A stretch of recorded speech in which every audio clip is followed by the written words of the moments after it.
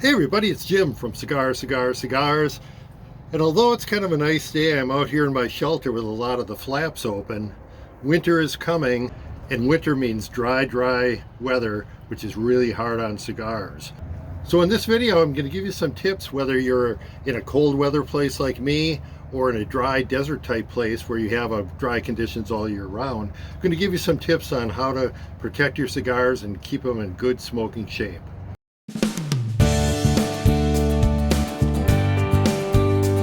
A good starting point if we want to properly manage our humidity is to make sure we're monitoring it accurately. So this is a good opportunity to make sure that your sensors are working properly. And I would stay away from the analog type hygrometers. There's really good digital ones that are very inexpensive. I have a link to one in the description. Even digital sensors go out of whack pretty fast. So it's a good opportunity to test them. You can use a Boveda test kit that they have, or you can do something called a salt test where you take about a tablespoon of table salt and mix it up with a little bit of water, just enough to make kind of a semi-dry paste, a little bit of moisture in it, and then put it into an airtight container, like a good Ziploc bag, or maybe even a small Tupperware container. And then give it about 8 hours to do its thing. And after that, put your humidity sensor into it, and it should show right around 75%. That mixture should always provide in a closed environment a 75% relative humidity. I always try to use 2 sensors though in any container, again, because accuracy can be an issue, and you want to get 2 readings to kind of verify that they're working properly. Next, let's look at maximizing the performance of our humidor. If you have an electronic, high-tech humidor that controls temperature and humidity, you really don't have to do much as you go into the dry season. Check the seals and make sure that they're good. And verify the humidity inside the unit with a separate humidity sensor to make sure it's working properly. But beyond that, you're all set. If you got a wood humidors like I do, it's a different story. I'm kind of a fan of wood humidors, or I guess to be more precise, my wife is a big fan of wood humidors because I got a number of them and she wants them not to look ugly and look like they're good furniture and stuff like that. Wood humidors are great. They look great, but they can get leaky and they actually degrade over time because temperature changes cause the wood to expand and contract, so it can really raise havoc on your seals. So the first thing we want to do in a wood humidor is look at those seals and make sure that they're holding up okay. A good test for that is what they call the dollar bill test. And what you want to do in a dollar bill test is put a dollar bill into the various seals and pull it out slowly, and you want to feel some resistance. If you're getting some resistance, that means that seal's still pretty tight. If it comes out really easily, then you know you have a problem. I'm showing you one of my humidors that I did the dollar bill test on. What I found is the inside on the doors, I could pull the dollar bill out very easily. So what I did is this trick where you take masking tape or painter's tape and you put it along the hinge edge of the door on the inside. So when you close the door, it creates a very tight seal. So that's a good trick, but be sure you use painter's tape or masking tape because you may find yourself in a position where you want to take it off and they won't leave any residue or anything like that. And they have enough heft to give you a pretty good seal. Duct tape would be really good to use, except it's going to leave a sticky residue when you try to take it off. Once we've addressed our seals, we can kind of look at ways to supercharge the performance of our humidor.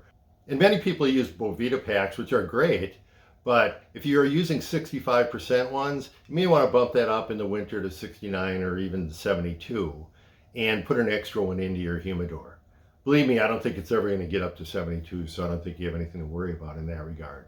Also, you can supplement those Boveda packs, and this is something I've been experimenting with moisture crystals, with humidity crystals, or humidity beads, they call them. I use ones that are already encapsulated into a holder, and all I do is soak that in distilled water. By the way, distilled water is something you should always use. Don't use tap water or even filtered water in your humidor. There's still microorganisms in those waters that you can introduce into your humidor that you don't want in there. So always use distilled water. You can get it at the grocery store for like $2 for a gallon, and a gallon lasts a long time.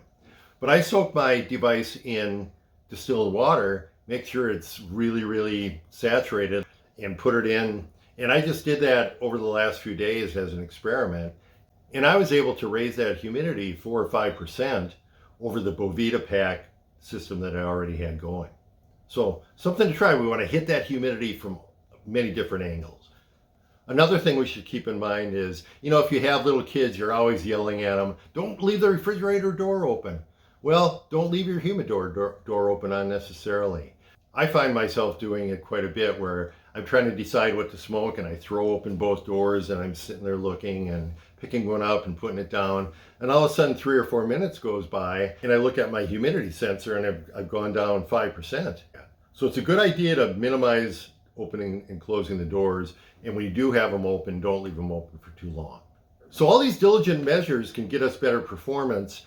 We're always fighting what I call the background or the ambient humidity in the room that the humidor is in. Last year I had such a problem that I actually, in the off season, had a whole house humidifier installed that's connected to my furnace. But even in the best situation, that's only going to get me up to maybe 20 or 30% relative humidity on those cold sub-zero days.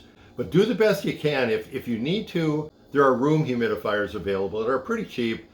But whatever you can do, be it a whole house humidifier or a room humidifier, to try to raise that ambient humidity around the humidor.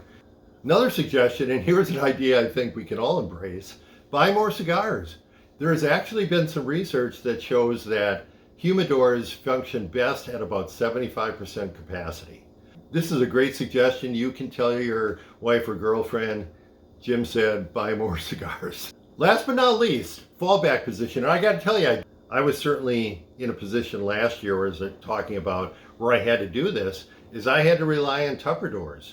And Tupperdors are a good idea. They're not elegant or glamorous, but they get the job done. If you pick the right Tupperdor container and manage it correctly with the right humidity source, you really can't go wrong. I have a link in the description to the ones that I use that I really like a lot. Which one has a tight seal that gives a good whoosh when you close it up? If you do use the Tupperdor solution, make sure you rotate your cigars. Don't pack them in too tight. And if you have them pretty tight in there, make sure you rotate them around because you want the humidity to reach all the cigars equally. Another good idea to moderate the humidity is to use cedar spills or cedar shavings in there. So that helps moderate your humidity. All right, I hope you got something out of this today. And leave a comment if you have any suggestions for me or the other viewers about how you control humidity effectively. And we can all get through this winter together. See you next time.